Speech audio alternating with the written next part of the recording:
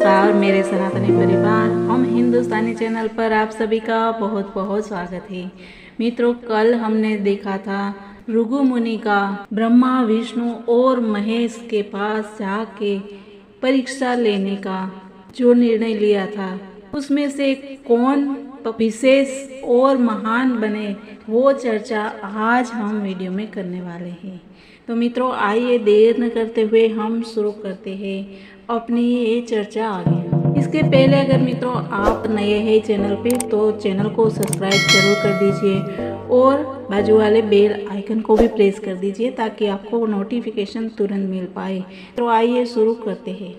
मित्रों, जब भी भृगु मुनि ने श्री भगवान के वक्षस्थल पर पैर रखा तो भगवान सामने से कहते हैं कि हे प्रिय भगवान, आपके चरणों के स्पर्श से मेरा वक्ष पावन हो गया है तथा मुझे विश्वास है कि अब श्री देवी लक्ष्मी वहाँ अत्यंत प्रसन्नता पूर्वक निरंतर निवास करेगी। लक्ष्मी जी का मित्रों एक नाम है चंचला। वे एक स्थान पर अधिक समय तक नहीं रहती है। मित्रों, हम देखते हैं कि वो एक पीढ़ी के उपरांत एक धनी व्यक्ति का परिवार कभी कभी निर्धन बन जाता है तथा कभी कभी हम देखते हैं कि एक निर्धन व्यक्ति का परिवार अत्यंत धनी बन जाता है।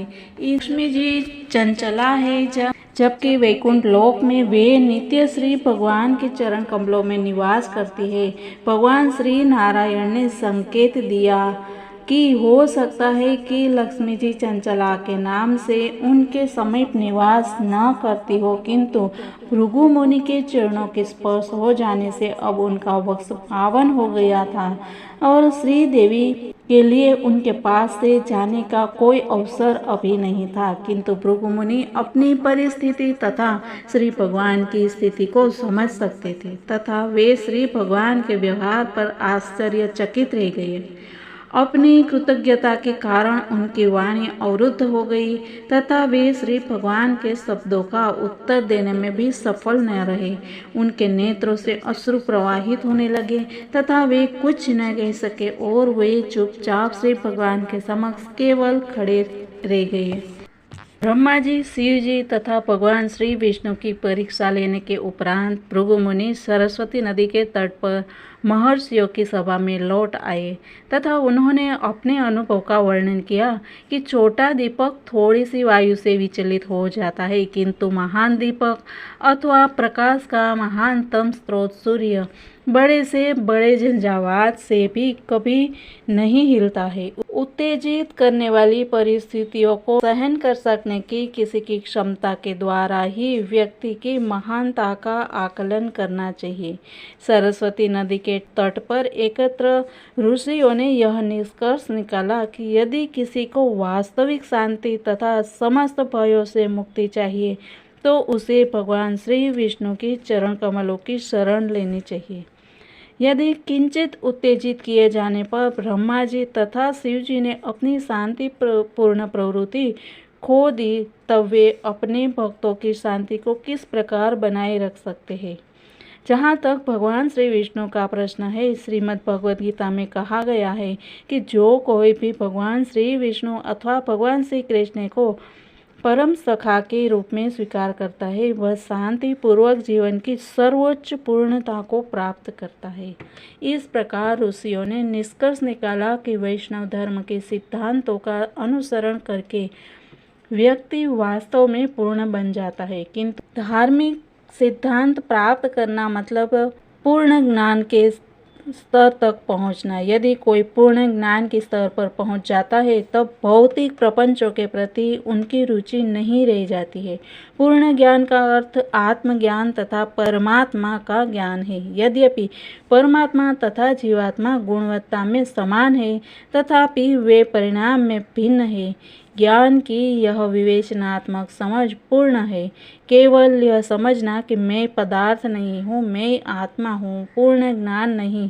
सच्चा धार्मिक सिद्धांत भक्ति है। धार्मिक सिद्धांत भक्ति है, इसकी पुष्टि श्रीमद् भगवत गीता में की गई है। भगवान श्री कृष्ण कहते हैं कि समस्त धार्मिक सिद्धांतों को त्याग कर केवल मेरी शरण में आओ। अतएव धर्म शब्द केवल भगवत धर्म के लिए प्रयुक्त होता है। इस धर्म का अनुसरण करके समस्त अन्य सद्गुण तथा जीवन में प्रगति अनायास ही प्राप्त हो जाती है।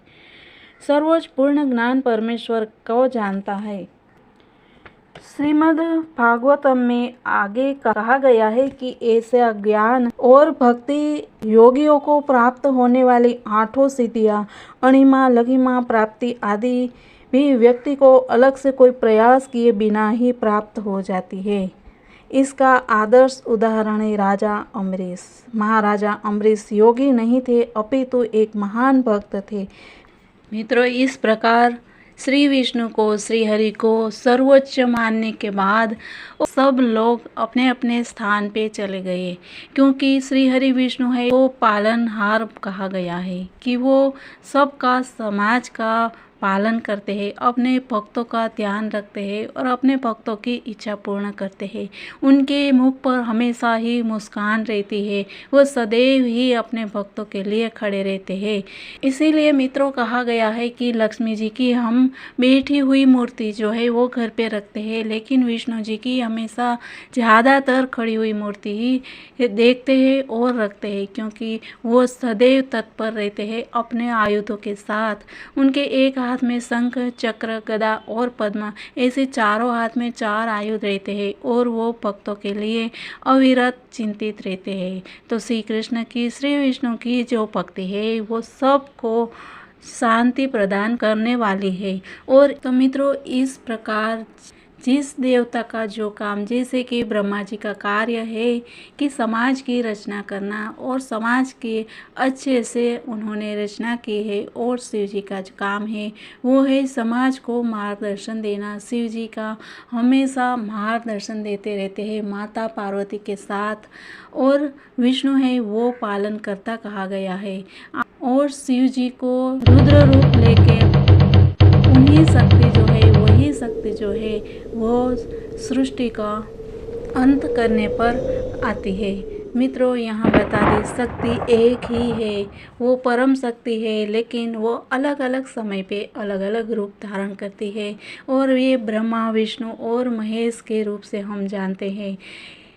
यानी कि ब्रह्मा सर्जन करते हैं, शिव विष्णु जी पालन करते हैं, और शिव जी है वो सृष्टि के अंत में विनाश का कार्य, सृष्टि के प्रलय के समय जो कार्य करते हैं वो है शिव जी का कार्य। तो इस प्रकार इसी के साथ मिलते हैं कल नई बातों के साथ। तब तक के लिए सबको जय हिंद, वंदे मातरम, भारत माता की जय।